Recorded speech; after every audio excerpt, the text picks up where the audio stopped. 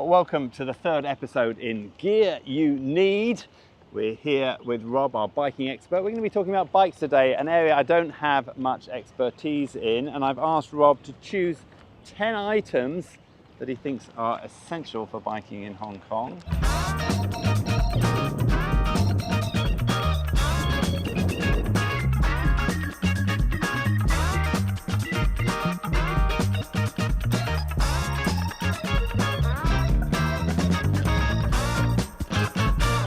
I'm not going to be spending much time. In fact, DJ's only given me about a minute or so to talk about these items. Not going to make any brand recommendations, so do make your own research at the end of this and find the safest options for yourself. Let's get on with number one.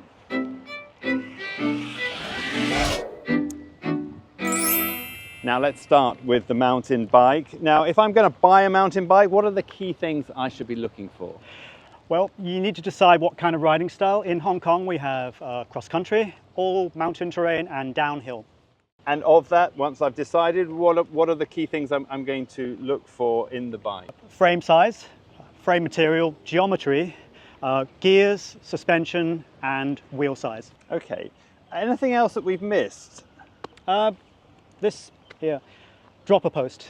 We didn't mention that earlier on, but it's really great for getting low down on the bike. So if you're going downhill, you can really get over the back of the seat. So effectively, you can change your seat from low to high. It's going to add a little bit more stability, particularly on the downhill. I use that as much as my gears, actually.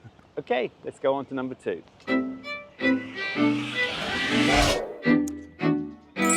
Now, I've come to see a good friend, Dan, who's a keen road cyclist, as road cycling is not Rob's specialty. Now, Dan, if I'm coming to buy a road bike, what are the key things I should be looking for? Well, I think the first thing is to say, don't go mad and rush out and buy a massively expensive high-end bicycle. They're built for professional athletes, they're fast, they're strong, but they're uncomfortable. What you want, I would say, is to look at bikes between the 5,000 to 10,000 range. That's kind of golden window. For that, you'll get a good aluminium frame, carbon forks, Tiagra or Shimano 105 group set. The other thing to mention is you're probably looking for an endurance geometry, which is slightly higher, more comfortable, slightly shorter. And I've heard that there are three things that you can't have all together: a cheap, light, and strong bike. You have to have two of those. If it's light and it's strong, it's not going to be cheap. If it's cheap and it's light, it's not going to be strong. It's certainly true, you can't have everything, but I think more important is getting a bike that actually fits you in the price range I'm saying.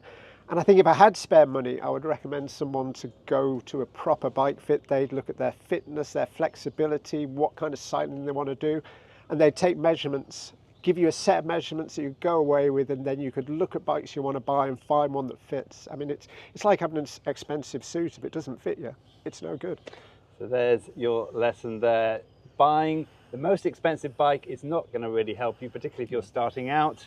You want to look for one that fits and fits the needs that you have set it. Exactly.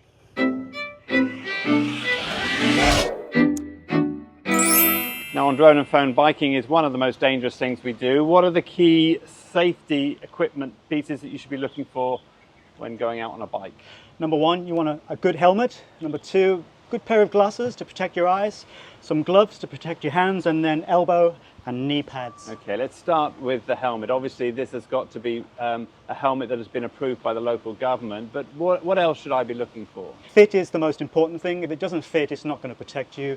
An ability to strap it on well, and some good padding inside with some heat sweat absorption is good. Sure, and I've heard about MIPS as well. This is something that you can add that gives you a little bit more safety. That's right, and you can recognize it by a yellow sticker on the side. This has a cradle inside, which when you have impact, if you hit something and your head is at an angle, the helmet will slightly turn, and apparently it will help to protect you.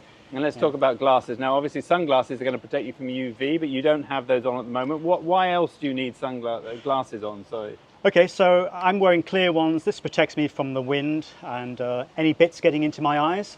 When it's sunny, I'll change these lenses out and put in darker ones. Okay. And then elbow and knee pads. Just talk about the differences that we have there. Okay, so elbow pads, knee pads.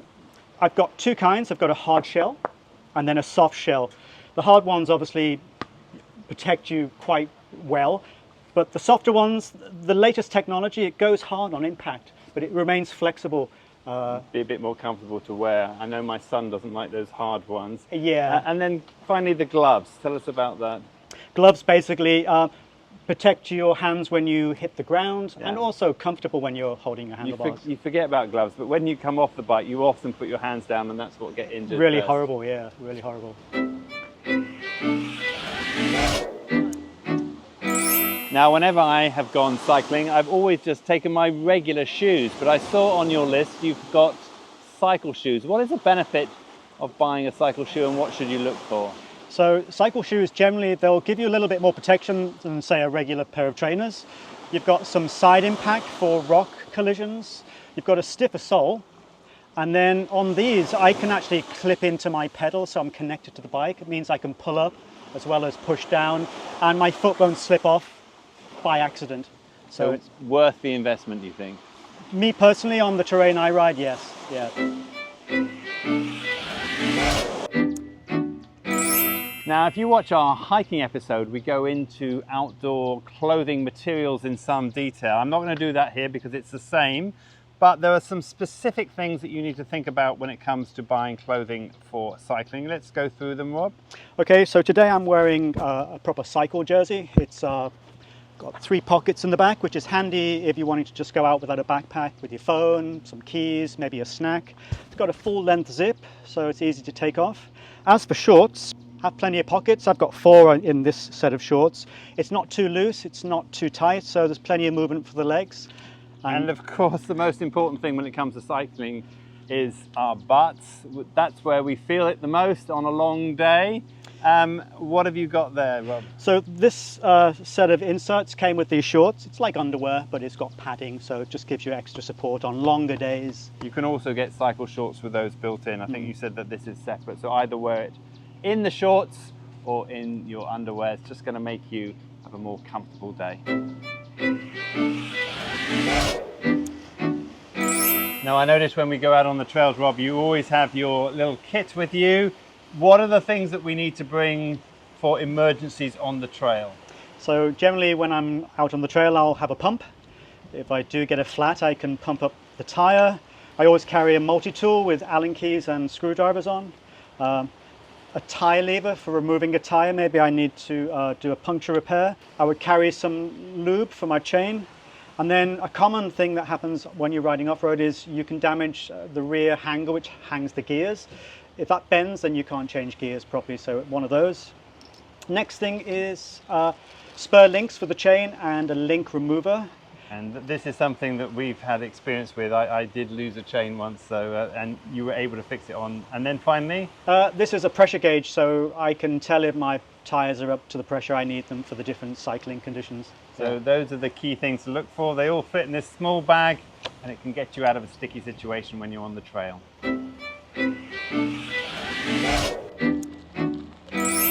Now, should you have an accident out on the trail, what should you have in your bag to deal with it? Generally, I carry some sticky plasters for small grazers. For larger cuts, I'll have some gauze and then some medical tape to go around that, and also some alcohol wipes just to clean the area. My worst cuts have come when I've not been wearing elbow and knee pads, so it's a good reminder. Yeah. Now, if you're out for a long day, you're going to need more than just the pockets in the back of your shirt. You've got a backpack there. What are the things to look for in a backpack when you're cycling? For Hong Kong weather, it tends to be very hot, so a good sized bladder. I like to travel with a 3-litre bladder in the back of my backpack. You can't use your hands for grabbing water bottles so easily when you're going downhill, but you can have a mouthpiece for drinking, so that's handy. Okay. Then you want to have support. You want to have good straps around your waist and around your chest. I can see the fit is really important. You don't want it moving around. And I can see at the back here, there's an extra little thing that you've got in order to put your helmet when you're not cycling. It means you don't have to wear your helmet when you're going through the MTR and other places as well, right? That's right, yeah, it's really discreet as well, yeah.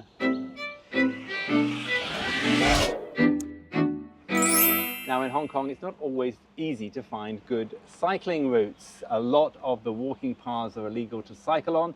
There is an AFCD website that lists just a few official mountain bike trails, but there are others that you can cycle on. How do you go about, one, finding those trails, and secondly, navigating once you're on? I have a few go-to apps. One of them is Strava, which is great for finding locally marked bike trails. Another one is Garmin Connect, which I use with my watch. And then you've got other local maps. There's one called Bike Map, I believe it's called. I think Bike Map and Trail Forks are the ones that we look at. Trail Forks, very good. We've used those on drone and phone. And you can use those apps also to navigate once you get out on the trail.